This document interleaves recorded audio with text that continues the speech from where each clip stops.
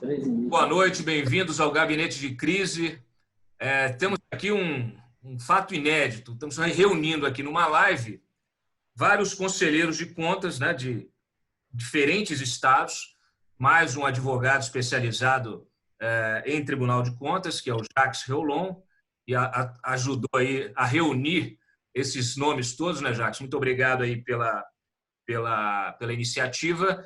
E eu vou apresentar todos aqui. Vamos lá. O conselheiro André Matos, do Tocantins.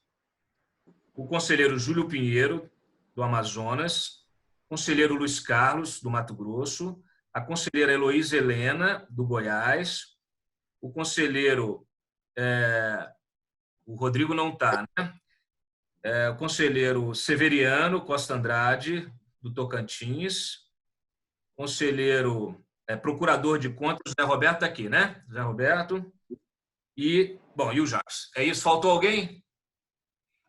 A conselheira Heloísa. Já falei. Já falou. Falou. Falei, é muita gente. Vamos tentar aqui organizar o debate. Primeiramente, obrigado aí pela participação de todos. Eu, dias atrás, fiz aqui um debate muito interessante também com o presidente do Tribunal de Contas da União, José Múcio, e o Wagner Rosário, ministro-chefe da CGU.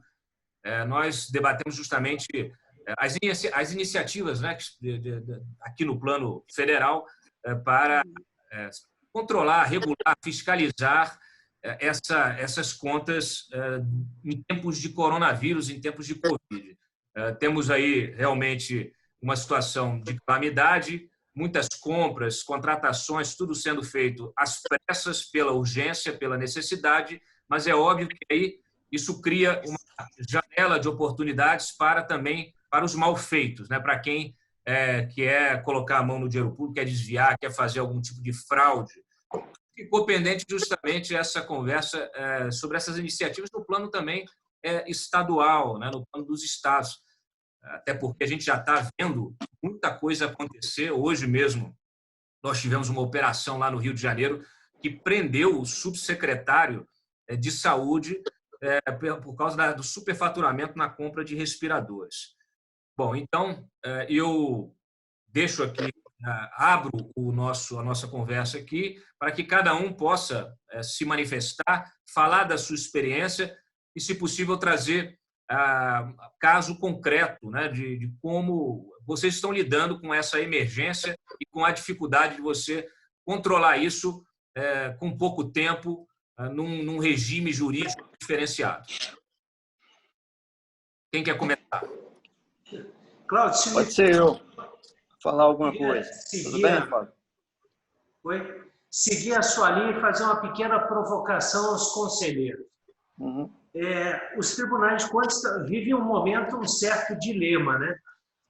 Ter uma flexibilização da legislação, que a legislação dá uma certa segurança na boa aplicação dos recursos, mas, em contrapartida, tem que manter a economicidade na utilização desses recursos públicos. Sim.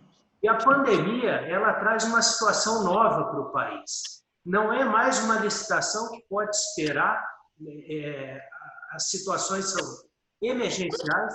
Geralmente, os produtos têm que ser importados, né? E os grandes players internacionais, eles trabalham com outra legislação, outra metodologia de fornecimento. Esses dias eu estava falando com algumas pessoas, falando o seguinte: olha, realmente o governo está certo em flexibilizar a legislação, senão algumas pessoas ou vidas podem ser perdidas pela nossa burocracia. Agora, essa flexibilização toda pode trazer problemas. E eu acho que a grande novidade na pandemia, os tribunais de contas vão ter que avaliar como é que é o fornecimento internacional de insumos para a saúde, porque não interessa, às vezes, a nossa legislação, interessa como é que eu vou pagar, quem vai me fornecer e se ele tem interesse ou não de receber desse modo. É para dar uma provocada inicial no pessoal. Cláudio, obrigado. Bom, eu posso começar. Se for o caso, a única mulher, pode ser? Exatamente, você começa.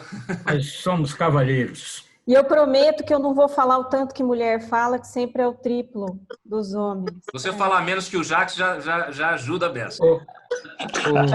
Olha, Cláudio, só uma pergunta. Nós vamos fazer uma fala única ou depois vamos fazer perguntas, respostas? Não, fiquem à vontade. Coloquem as suas questões também. Aproveitem o momento para explicar, colocar a sua impressão e fazer colocações. Ah, sim, ok. Bom, eu vou começar rapidamente cumprimentando todos, agradecer o convite do Jacques e do jornalista Cláudio Dantas para participar desse momento importante. Acho que discutir a questão de preço e licitação é fundamental. Nós temos aí no mundo um problema grave e que em outras ocasiões, como no caso da crise do Ebola, pelos relatórios que a gente conhece da Intosai, muitos problemas relacionados a preço, a mau pagamento, perdas financeiras das administrações públicas foram detectadas e agora eu creio que não será diferente. Um caso típico, já para dar um exemplo aqui de Goiás, nós tivemos já uma cautelar suspendendo a compra, a aquisição de álcool em gel pela Secretaria da Educação, exatamente porque o preço praticado estava totalmente diferente do preço praticado pela Secretaria de Segurança Pública aqui do Estado também, comprando o mesmo insumo.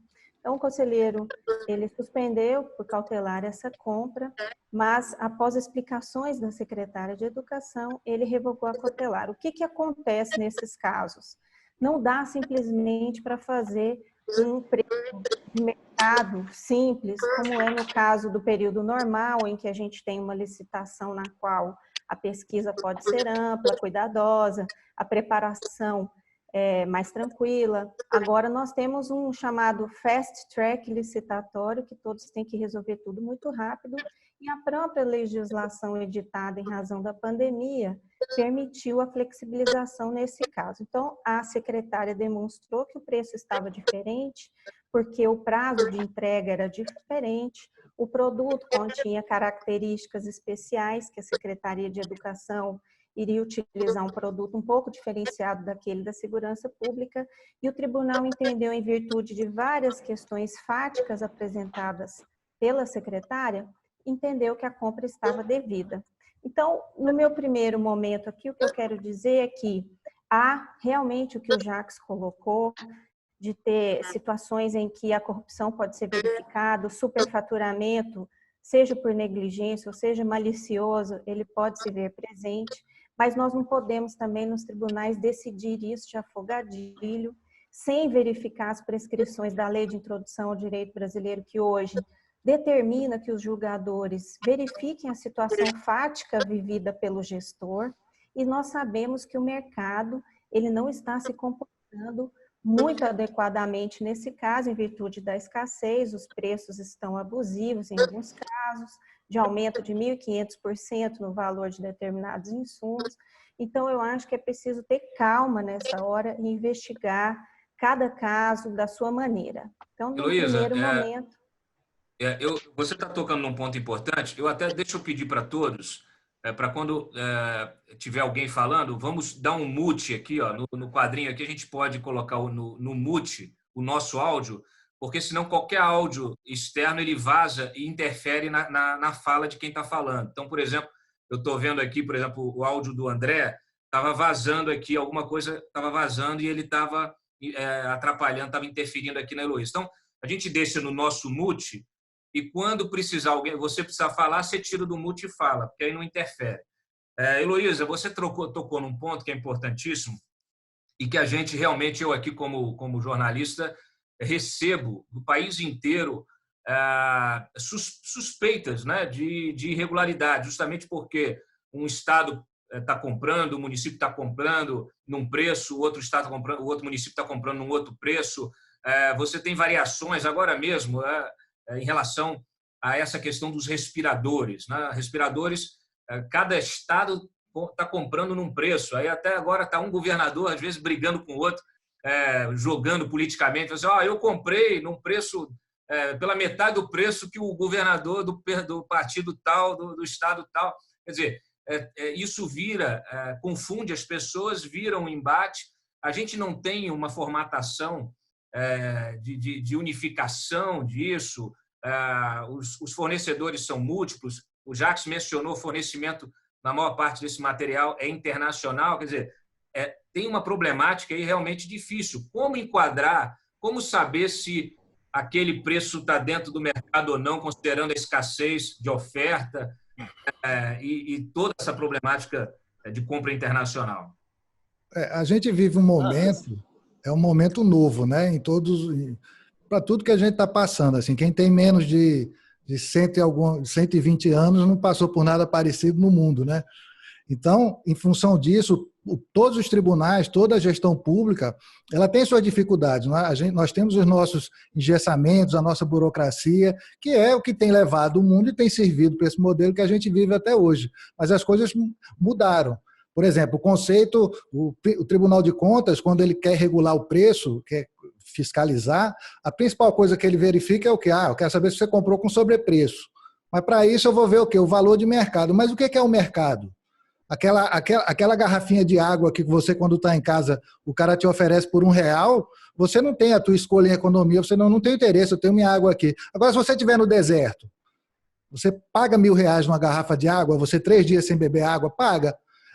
Até para você mesmo, isso a economia nos mostra, a segunda garrafinha de água ela já tem um outro valor diferente daquela primeira que você tomou. Então, a gente tem, o Jacques ele perpassou um ponto interessante. Os tribunais de contas eles têm que tomar um certo cuidado, porque, claro, a gente sabe até o secretário-geral da ONU, o Guterres, ele pediu para que se faça um armistício durante a pandemia, quer dizer, vamos parar as guerras. Agora, a gente sabe que a corrupção não para. É mais difícil os caras pararem. Por incrível que pareça, existe gente querendo se aproveitar desse momento. No entanto, os tribunais de contas têm que tomar um certo cuidado, porque já existe normalmente, aí quem trabalha com os gestores sabe disso, até uma certa demonização das ações públicas e muita gente tem medo de assinar uma compra, um empenho, com medo do que vai responder depois. E, naquele momento, muitas vezes, eu não estou julgando casos concretos, mas muitas vezes um determinado respirador, numa determinada situação que está seu estado, seu município, que ele custava R$50 mil há 6 meses atrás, você paga 3, 4 vezes mais. Você está vendo gente da sua municipalidade morrer.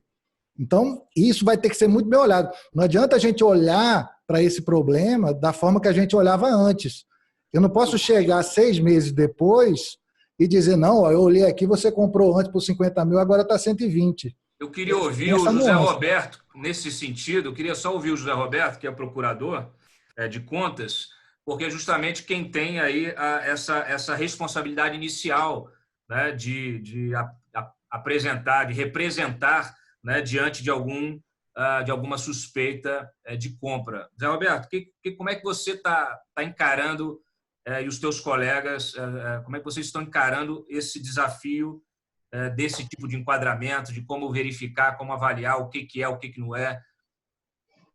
Cláudio, essa é efetivamente a pergunta de milhões de dólares, porque nós temos uma situação completamente inusitada, onde os parâmetros que a gente utilizava não podem mais ser considerados razoáveis.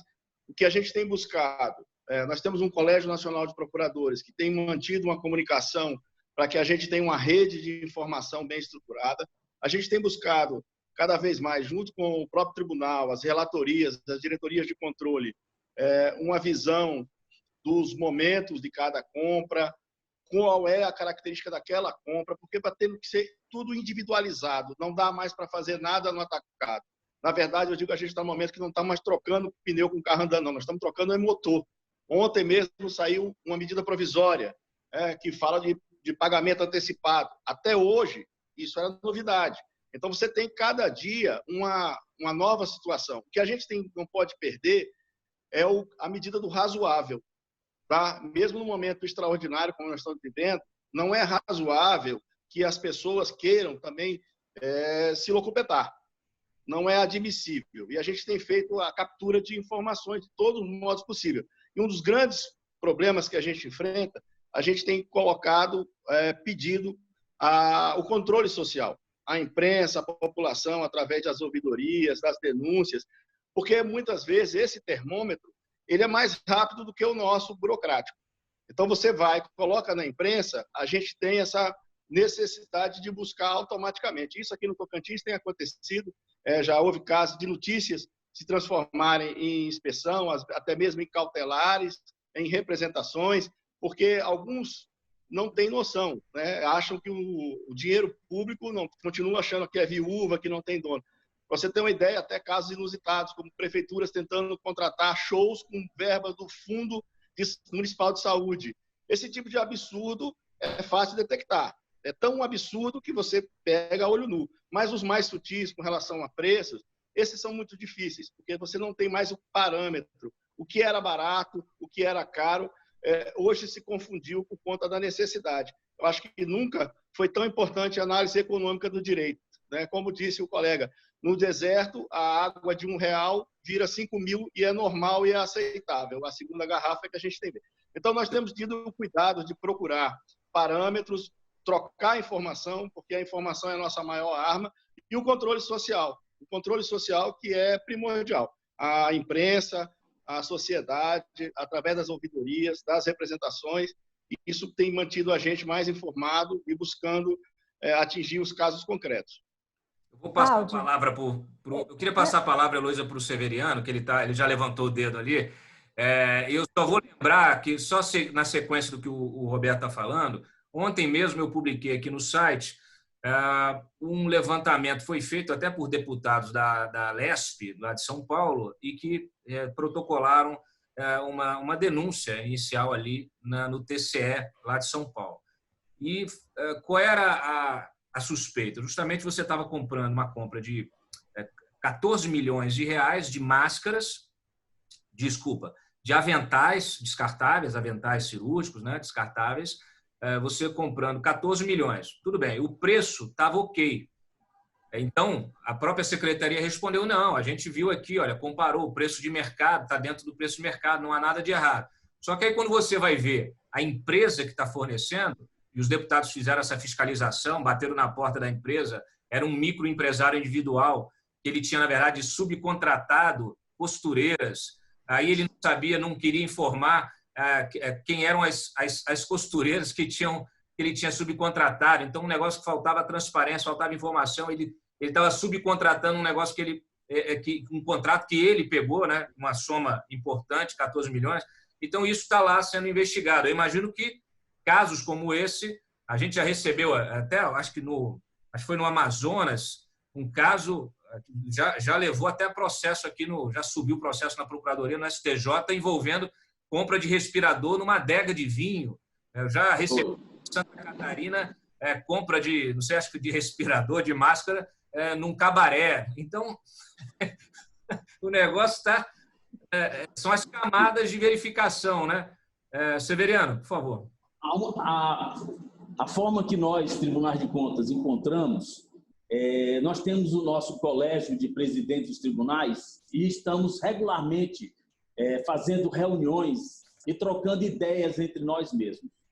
E também internamente dentro dos Tribunais de Contas, juntamente com todos os conselheiros e a equipe técnica, qual o conselheiro André responsável pela área da saúde, e ele vem fazendo um brilhante trabalho com relação à questão da fiscalização nesta área, e o procurador José Roberto, dentro do seu trabalho de Ministério Público, a única forma que nós temos, que eu entendo que é importante e que é salutar nesse momento, é a organização interna. E nós, dos Tribunais de Contas, e notadamente o Tribunal de Contas do Tocantins, o que fizemos? Nós emitimos, antes mesmo do momento do gasto público com relação à pandemia, nós emitimos notas técnicas, orientativas, realizamos capacitação com gestores, não só gestores, mas também com advogados que fazem as assessorias. O conselheiro André ministrou esse colóquio junto com a OAB, chamando para que a OAB, dentro desse papel que ela tem de resguardo da cidadania, que ela nos ajudasse com relação à questão das despesas públicas realizadas pelos órgãos e pelos municípios. e isso tem surtido efeito. Outra forma que nós temos é que o Tribunal de Contas, seguindo uma orientação do Colégio de Presidentes ou do Conselho de Presidentes, orientamos para que os gestores realizassem, dentro da aba da transparência, que cada ente público tem que ter, que eles colocassem as receitas e as despesas que estão sendo realizadas, considerando a necessidade de combate à pandemia.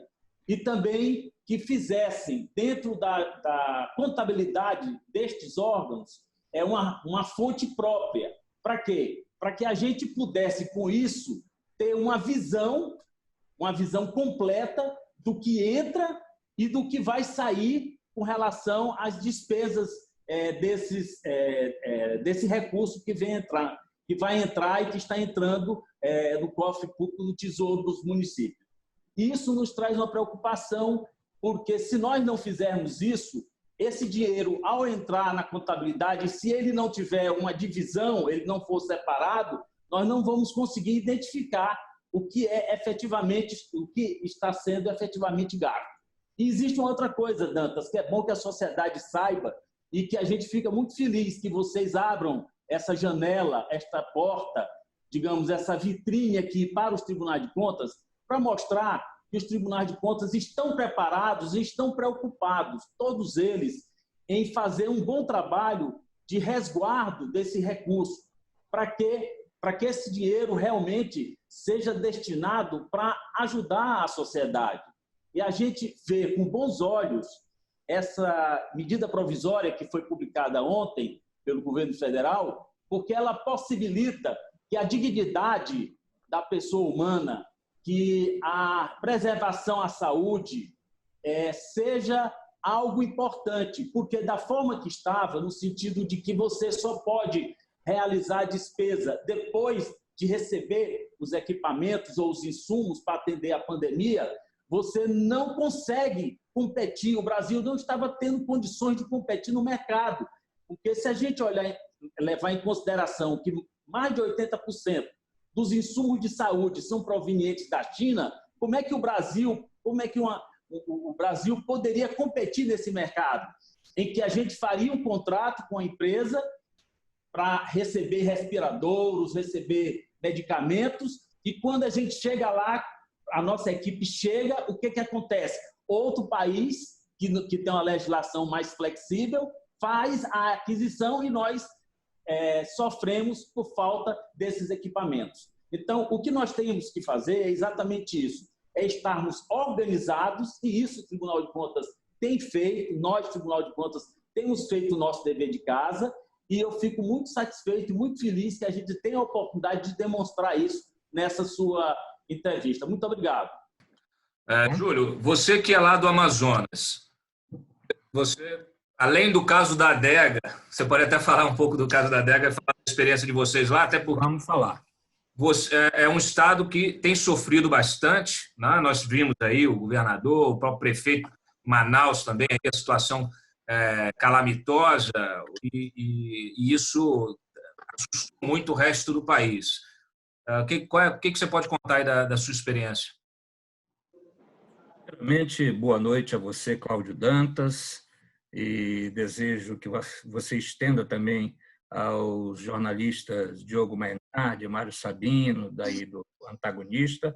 Quero cumprimentar o Dr. Jacques, meus colegas André, Luiz, Heloísa, Severiano e o procurador José Roberto.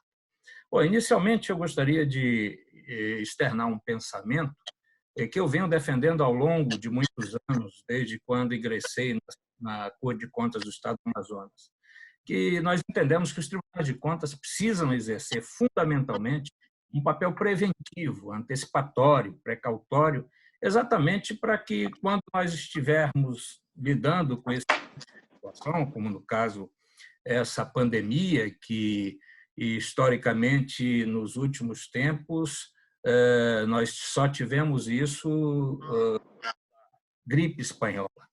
Bom, isso já tem muito tempo, não convivemos e nem vivemos nessa época, obviamente. Então, essa importância desse controle preventivo, antecipatório, fará com que todos nós, Sistema Controle de Contas, possamos lidar de uma forma muito mais direta, muito mais efetiva, no sentido de controlar não só a questão, fazer o controle orçamentário, fiscal, financeiro, mas todos os outros controles que a nós é incumbido. Nós, no Tribunal de Contas do Estado do Amazonas, antes que eu venha falar dessa questão que ocorreu recentemente, que foi difundida no Brasil todo, nós adotamos algumas medidas. Eu, pessoalmente, quando da minha participação nas nossas sessões, nós tratamos dessas questões, e obviamente envolve sobrepreço, envolve superfaturamento, mas fundamentalmente envolve a necessidade de nós, enquanto instituições, detectarmos isso em loco, fazermos auditorias preventivas, antecipatórias, para efetivamente saber se aquilo que está sendo colocado para a sociedade efetivamente é aquilo que nós precisamos, do ponto de vista do controle, esclarecer efetivamente a todos, como nós tivemos recentemente essa notícia aí de compra de produtos de respiradores em lojas de vinho aqui no estado do Amazonas. E nós temos vários outros problemas, não só são respiradores. Nós temos a situação dos EPIs, que, infelizmente, os hospitais, os profissionais da saúde não têm reclamado uma atenção realmente mais devida por parte do governo. Então, essa questão ela reside exatamente nesse trabalho antecipatório preventivo. E nós fizemos a proposta de uma auditoria no sentido de aferir efetivamente que tipo de respirador foi esse adquirido pelo governo do estado do Amazonas. Porque não adianta nós checarmos uma nota de empenho, uma nota fiscal, e não constatarmos in loco se efetivamente corresponde àquele material. Porque o que se tem notícia é que os respiradores que foram comprados são respiradores de transporte. E isso denunciado por deputados, denunciado por vereadores, mas essa auditoria ela tem que ser muito mais efetiva, ela tem que ser muito mais in loco, tem que ser presencial. Portanto, eu afasto aí a tese daquela auditoria de conformidade. Ou seja, depois a gente vê como é que fica, se o preço comprado foi o correto. Eu já acho que o tribunal tem que agir de forma preventiva, antecipatória, precautória, para esclarecer à sociedade o que efetivamente está acontecendo quanto às compras desses equipamentos diante da situação da flexibilidade que se deu com relação à lei de responsabilidade fiscal e outras, e as legislações, notadamente aquela que deu a possibilidade de se fazer essas medidas de enfrentamento ao Covid-19, estabelecido na Lei 17.979 de 2020. Bom, dito isso, nós fizemos essa sugestão de auditoria e o tribunal aprovou essa auditoria para que nós possamos chegar exatamente naquilo que você estava nos indagando inicialmente. E outras ações nós fizemos de forma paralela. Por exemplo, a nossa diretoria de controle ambiental, que é uma diretoria que iniciou a partir de 2010, aliás, começou como departamento de auditoria ambiental e depois se transformou numa auditoria, recebeu informações e denúncias, por exemplo, de descarte de máscaras nos rios e igarapés. E nós precisamos entender que hoje nós temos uma legislação e a própria Anvisa estabeleceu regras, por exemplo, de coleta de resíduos de saúde e os resíduos sólidos como um todo. Porque nós temos uma lei, a 12.305, que estabelece critérios para que nós possamos efetivamente fazer com que a população não seja atingida. Então, nós construímos essas ações através, efetivamente, para que nós pudéssemos chegar a isso que você estava questionando. Realmente houve uma compra e a empresa que vendeu foi uma loja de vinho. Mas aí o que precisa descobrir é se esse que produziu, o primeiro que adquiriu, se essa loja de vinho é só um atravessador, se houve 2, 3, se houveram 2, 3 atravessadores nesse interregno, para que nós possamos ter a radiografia efetiva do que aconteceu. Então, o tribunal precisa agir de forma preventiva, o tribunal tem agido do ponto de vista das suas competências, através da diretoria diretoria ambiental do tribunal, através da relatora dos processos da saúde pública, que é a conselheira Yara Lins, que tem feito um trabalho realmente hercúleo, gigantesco, e que nós precisamos, todos nós, todo o sistema, proceder de forma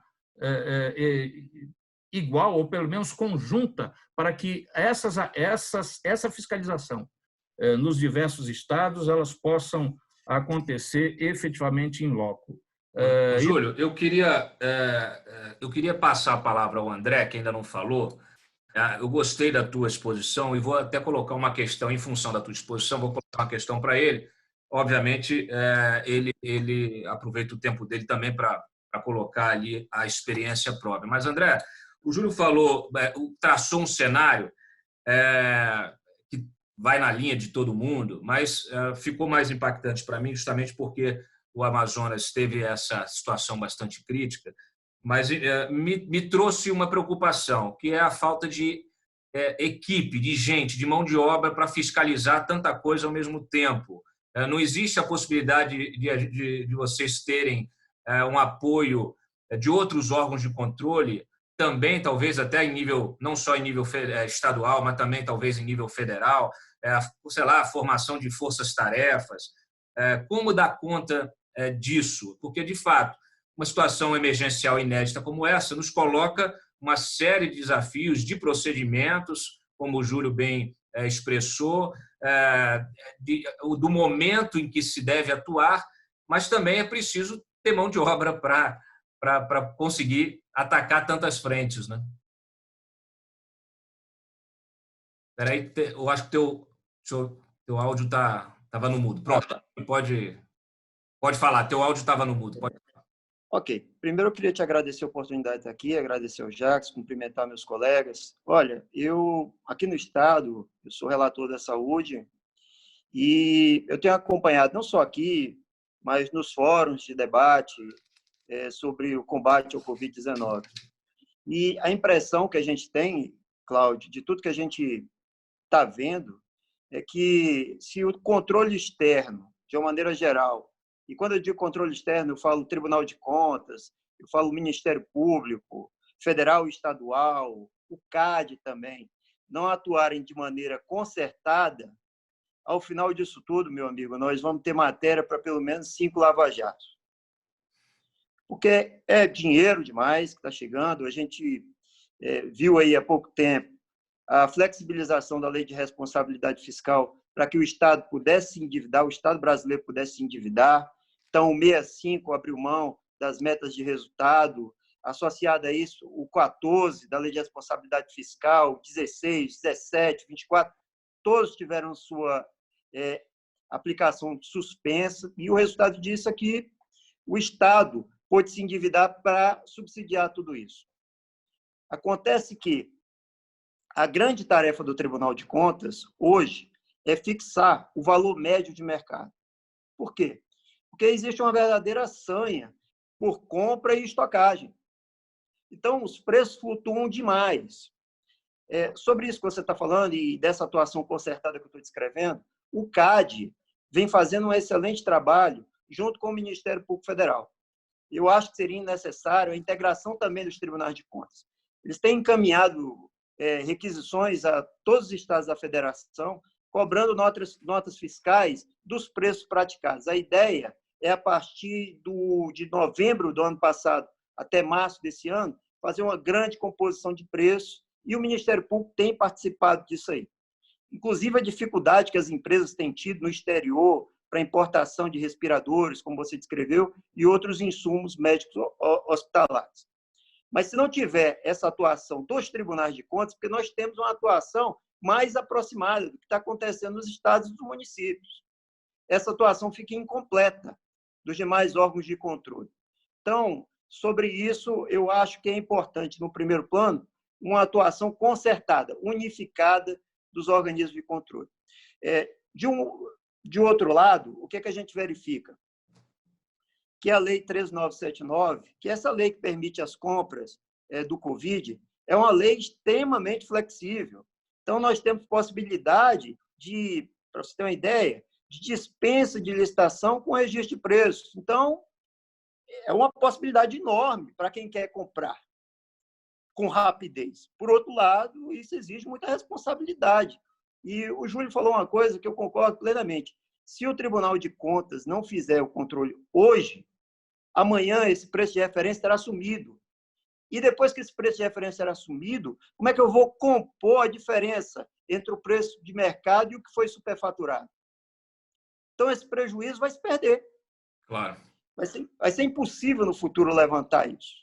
E se a gente associar isso tudo à decisão recente sobre a prescritibilidade dos títulos produzidos nos tribunais de contas, quer dizer, a impossibilidade de cobrar no futuro, e aquela decisão de 2016 que transfere às câmaras de vereadores o julgamento das contas de prefeito, olha, veja só, julgamento das contas do prefeito são ordenadores de despesas. Então, o resultado disso será um prejuízo que certamente não terá recuperação aos cofres públicos. Então, a grande preocupação que nós temos é essa.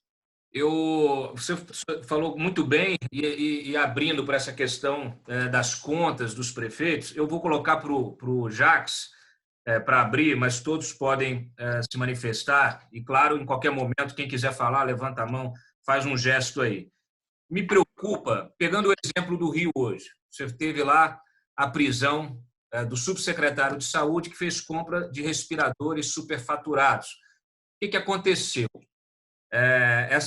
Esses respiradores, você teve a compra suspensa, isso está sendo investigado, você não disponibilizou os respiradores para uso nos hospitais, nem nos hospitais de campanha, e agora, com o aumento da curva do contágio da Covid, o governador está querendo fazer lockdown, de fato, né?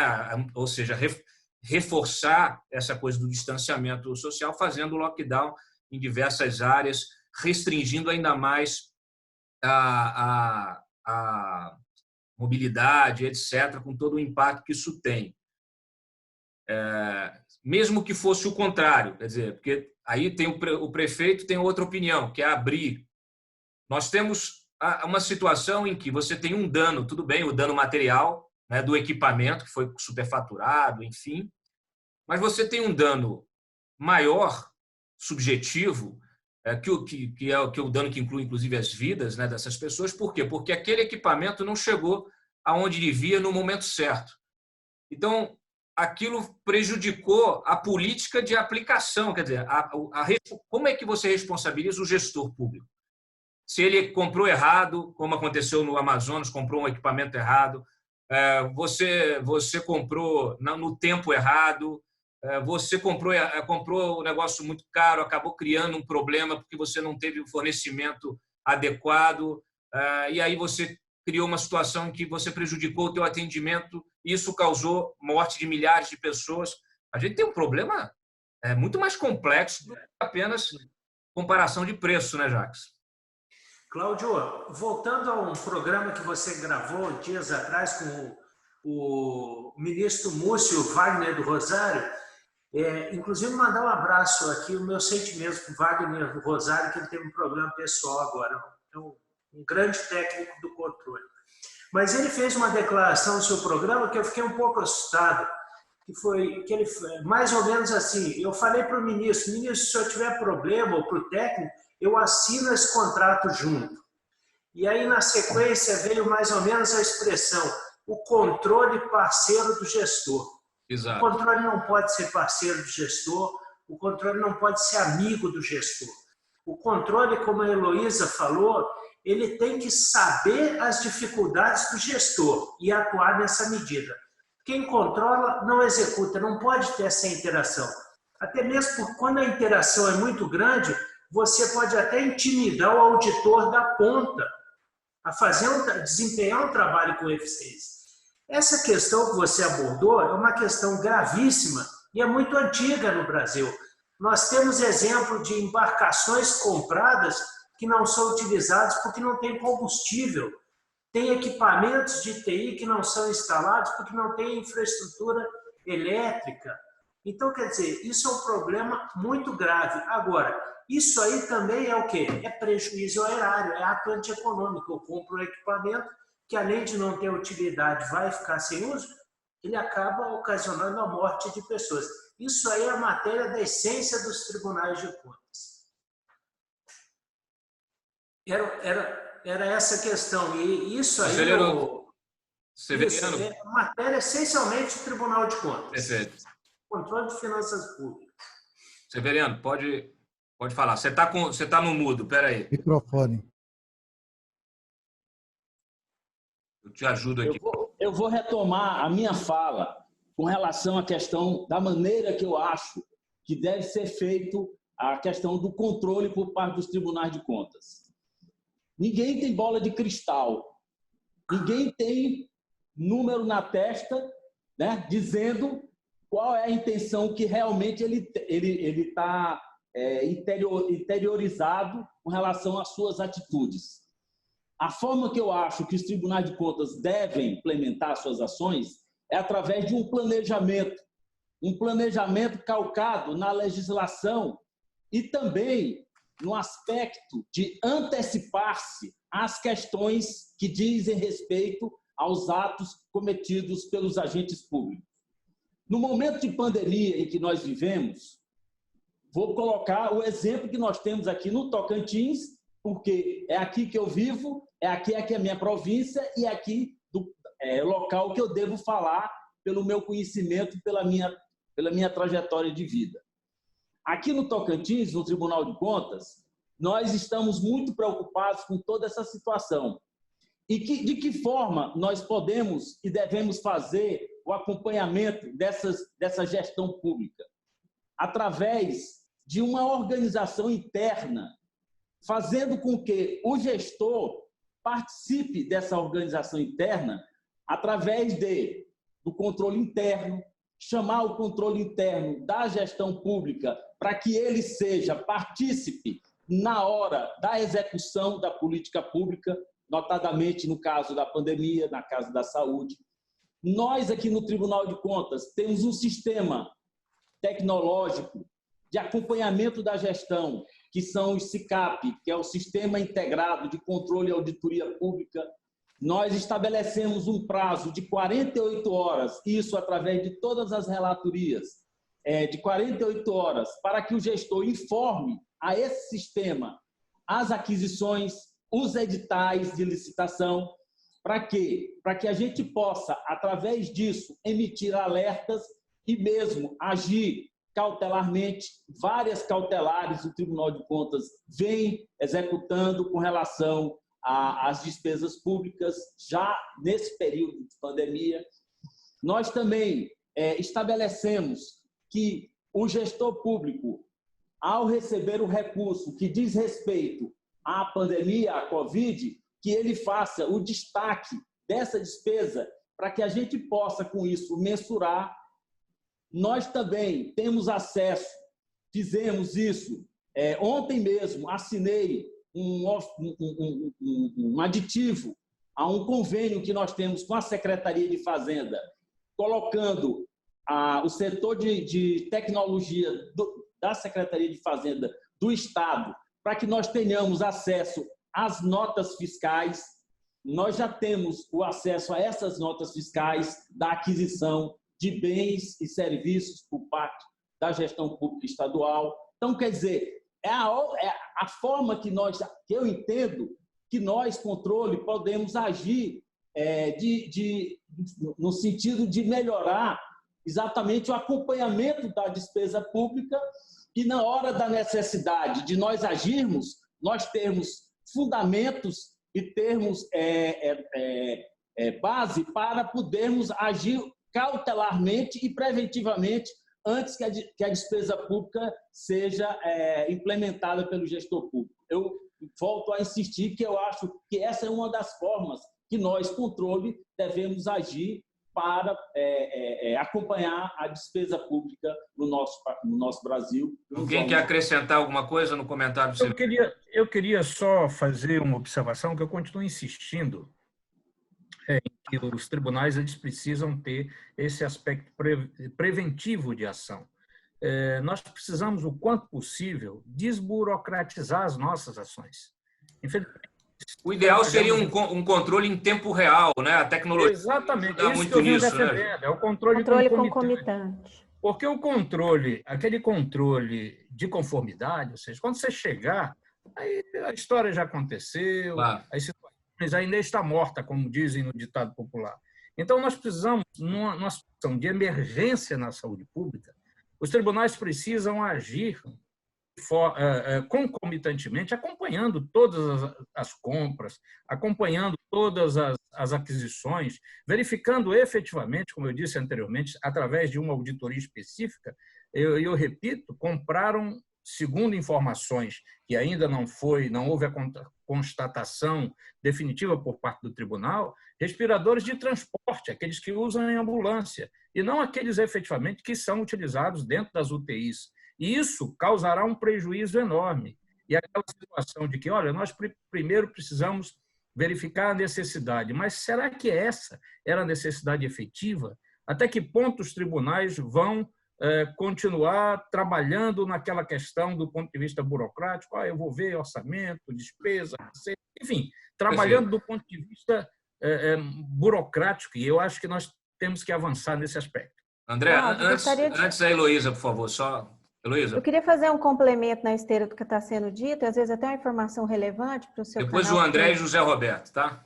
O seu canal, que tem muita gente. O tribunal, nessa atuação mais preventiva e diante do que a 3979 determina no artigo 4º, sobre a questão dos preços de referência, o Tribunal de Contas da Paraíba, por exemplo, criou um mecanismo dentro do seu site, chama Preço de Referência. Os gestores podem incluir o nome de mercadorias, o nome de insumos, aqueles objetos que eles desejam comprar. E esse programa que está no site, ele simplesmente traz todos os preços médios da região. Ele preenche onde é a região a qual ele está gerindo e o que ele pretende comprar, e aí ele tem acesso, a toda essa informação para que ele possa justificar o seu preço. Eu acho que de tudo que está sendo conversado, os tribunais eles têm um caráter bastante pedagógico e têm agido assim durante todo esse tempo, como bem disse o conselheiro Severiano, o conselheiro Júlio, o conselheiro André, e esse tipo de boa prática dos tribunais, como é o caso do Tribunal da Paraíba, isso vai ser replicado para todos os tribunais. Foi uma decisão já na Tricom, o conselheiro Severiano é vice-presidente, né? Conselheiro do Conselho de Presidentes, sabe que isso vai ser replicado. Esse acesso às notas fiscais vai gerar esse banco de dados de preço. Então, eu acho que o gestor que tem interesse em fazer um bom trabalho, ele tem muito acesso à informação. E os tribunais, nesse ponto, têm um caráter extremamente pedagógico de oferecer o preço médio de mercado no seu site. É isso que eu queria complementar. André? Tá sem áudio. Deixa eu te ajudar aqui. Pronto. Uma observação que eu queria fazer também diz respeito à aplicação de todos esses instrumentos. Então, nós temos um conjunto de instrumentos legais aí que permite contratação direta, em alguns casos permite a contratação até mesmo sem cotação de preço, permite a contratação de empresas idôneas. Olha, veja só, até empresas que não merecem a confiança do poder público, dessas também se pode comprar nesse período de pandemia. Ocorre que todo esse conjunto de medidas flexibilizadoras não deve ser utilizado por todos indistintamente. Tem municípios que não tem um caso sequer de Covid e já pretende colocar hospital de campanha como medida profilática. Então, a gente tem que observar isso também. Quem deve se servir desses instrumentos que estão aí à disposição para estados que já têm o Covid multiplicado numa escala exponencial, como é o caso do Rio de Janeiro, São Paulo, Amazonas e outros aí. Então, acho que os tribunais de contas também têm esse papel verificador da utilização desses instrumentos segundo a necessidade. Deve haver uma relação de proporcionalidade entre a utilização desses instrumentos e a real necessidade. E retornando a esse ponto, se não houver esse controle que os outros colegas estão colocando, concomitante, no momento, no futuro ele não poderá ser feito. Isso, e se esse por controle isso não puder ser feito no momento, o prejuízo não poderá ser estimado. Não poderá ser estimado. Zé Roberto. E os cofres públicos ficarão sem a sua recomposição. Perfeito. Zé Roberto, eu vou só te colocar uma questão, aproveitar, não quero te interromper, você pode fazer a sua colocação. Eu queria já deixar uma questão para você responder, porque é o seguinte, nós lidamos aqui com compras de material que é assim, em grande quantidade, que é difícil de você controlar se realmente foi entregue aquele volume, né? Então, vai comprar máscara, aí são 10 milhões de máscaras, 50 milhões de máscaras, vai comprar exame de Covid, 50 milhões de exame, vai comprar EPI, 200 milhões de avental, mas não sei o quê, não sei o quê. Inclusive, uma das coisas que chegam para mim de denúncia é justamente o esquema já do cara, olha, fecha um contrato de 100, entrega 80, 20, joga por fora, vira propina, e quem é que checa máscara por máscara? Como fazer isso? É possível fazer isso? Como é que vocês enfrentam isso, esse desafio? Bom, primeiro, falando da questão das ações preventivas. Nós, no Ministério Público, nós temos adotado a prática de fazer recomendações que são orientação aos gestores, inclusive com relação a efeitos colaterais da nossa situação hoje. Por exemplo, a educação. O que está acontecendo com a educação? As aulas do ensino público estão suspensas. O que vai acontecer com esse ano letivo, com esses alunos? Então, a gente precisa buscar instrumentos de reparação desse tipo de dano colateral. E também, o gestor, ele não é um bandido. Ele não é um bandido. Normalmente, ele é um elemento que foi colocado pelo voto popular, que merece respeito e que tem uma atribuição complicada, principalmente nesse momento. Então, a gente faz as recomendações com caráter de orientação para auxiliar essas ações dos entes públicos. E, com relação a essa checagem, no caso nosso, nós temos feito aqui uma parceria muito boa com o Ministério Público Estadual. E o Ministério Público Estadual já trabalha, tem uma estrutura de inteligência bem montada, junto com a Secretaria de Segurança, com a polícia, e isso facilita a troca de informações. E dentro do próprio tribunal, as relatorias, a diretoria de controle, através das inspeções e das auditorias, também faz essa busca de dados. Hoje, com essas restrições de trânsito de pessoas, essa checagem ficou um pouco complicada, mas ela não é impossível e ela não deixou de ser feita, né? E a partir desse momento que há uma denúncia, é por isso que eu sempre bato na tecla do controle social, as pessoas que têm conhecimento, a imprensa, que é fundamental nessa hora, de dizer, olha, nós estamos sabendo que tem um galpão, e nisso já fez com que várias ações fossem deflagradas através desse tipo de informação. Às vezes é um servidor que anonimamente vem e coloca e facilita, porque realmente é muito difícil você saber se tem 10 milhões no pacote ou se aquele pacote tem 6 milhões, é muito difícil. Mas a gente conta com essa parceria com os órgãos, com os outros órgãos, principalmente aqui no nosso caso, com o Ministério Público Estadual. Luiz Carlos, você não falou nessa rodada. Quer complementar? Quero. Na verdade, colocando em cima do que o André falou, e de fato é isso, os tribunais de contas eles têm essa necessidade de intensificar a fiscalização, de verificar todos os problemas que estão acontecendo hoje. O problema é que, como a gente está vivendo um momento de muita urgência, uma das grandes coisas que eu entendo que estão sendo feitas pelos tribunais foi o que o conselheiro Severiano falou, foi de disseminar via Tricom, via o Conselho de Presidentes, as informações para que a gente haja de forma coordenada. Então, a gente vê hoje vários tribunais têm criados sistemas, checklists de como é que vão ser feitas as licitações, orientações, como disse o Júlio, orientações aos gestores, por quê? Por mais que a gente queira ser eficiente, a gente queira cobrir todos os problemas que estão postos hoje pela pandemia, a gente minimamente tem que colocar situações para não acontecer o que o André falou, para a gente perder a memória do que está acontecendo. Então, essa orientação de você chegar para o gestor, dizer, olha, crie uma conta específica para esse recurso, documente, filme, faça o que você puder fazer, porque uma hora vai ter o acerto de contas. A gente, como o Júlio colocou, a gente tem que ser orientativo para não assustar mais ainda o gestor que não está acostumado com essa situação. E aí, daqui a pouco, o cara vai jogar o pano, vai dizer, olha, eu não quero mais saber disso aqui, não vou trabalhar dessa forma. Uma das coisas que o nosso tribunal fez, além de seguir essas orientações do Colégio de Presidentes, e criamos normativo, colocamos praticamente uma central de atender, o cara, o que eu vou fazer com o professor temporário, vou exonerar, não exonera, e a gente está até ousando, passando os nossos limites e dando certas orientações para garantir a sanidade do sistema como um todo. E até, por exemplo, a gente fez uma auditoria nos hospitais aqui em Cuiabá, porque tinha muita discussão, tem 20 leitos, tem 100 leitos, 200, e aí ia-se lá e ninguém sabia se tinha 1 ou 2. A gente mandou, fez uma auditoria, foi levantado, levantou-se um número de leitos, 30 e poucos leitos, 40 leitos, e não só verificou-se respiradores que estavam com defeitos. Aí veja como a atuação foi adaptável com a circunstância.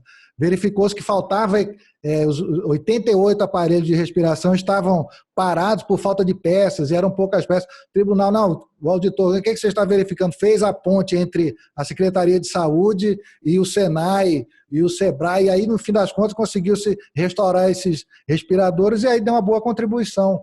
A gente não tem jeito, é importante o caráter, mais do que nunca, de fiscalização, como disse o André, tem muito dinheiro envolvido, isso tem que ser, mas a gente tem que ter um limite entre conseguir que essa aplicação realmente ocorra. E a gente deixa as condições, como o conselheiro Severiano falou, para que a gente possa rastrear tudo que está sendo feito agora para poder resolver as coisas e não gerar um problema maior do que a gente já tem. Bom, eu agradeço a esse debate, ele realmente trouxe uma série de pontos importantíssimos, não só a dificuldade do controle do que está acontecendo agora, como vocês bem falaram, ajuste de preço, o preço daqui a um mês é outro, como você orientar o gestor para ele replicar essas boas práticas, como usar esse momento para otimizar também as ferramentas de controle, para talvez a gente, a partir desse momento, né, voltando à normalidade daqui a um tempo, a boa experiência, o aprendizado, ele possa valer para otimizar essa prática de controle, justamente para que você tenha um controle mais em tempo real, às vezes até evite que determinada licitação saia quando você já percebe que um edital está direcionado sem precisar da denúncia da imprensa ou da denúncia de um concorrente, né, Jacques? Nessa situação, eu fiquei muito impressionado com outro ponto que vocês colocaram, justamente dos danos colaterais, de tudo que está envolvido, né? Não é apenas essa questão das compras de equipamentos, de materiais para o enfrentamento da Covid. A gente tem todo um desacerto nas contas públicas, na conta do gestor, da administração, seja ela no nível municipal, estadual, federal, quer dizer, tudo isso ao fim do ano, ao fim do exercício, né? Como fechar essa conta, como você auditar essas contas dos gestores, o efeito colateral em setores como educação, que vocês falaram, quer dizer, realmente é uma riqueza esse debate. Eu sintetizei aqui, a gente já vai encerrar a nossa conversa, senão não tem tempo nem para que o pessoal assista depois, mas eu gostaria de agradecer muito a disponibilidade do tempo de todos vocês. Ficaremos em contato e aqui o Antagonista fica à disposição para a divulgação de toda a informação relevante referente a esse trabalho todo que vocês estão fazendo. Muito obrigado mais uma vez.